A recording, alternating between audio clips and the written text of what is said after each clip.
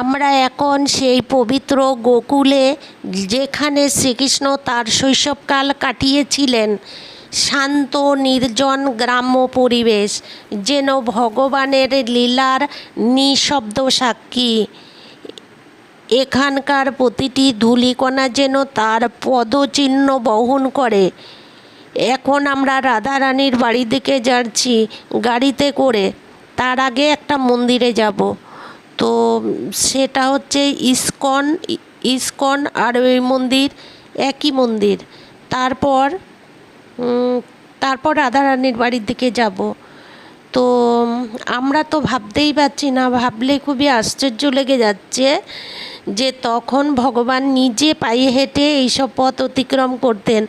আজ মানুষ হাঁটতে পথ ভুলে গেছে, কিন্তু এই পথে চললে মনে হয় হৃদয়ের গভীর ঈশ্বরকে ছুঁয়ে ফেলা যায়।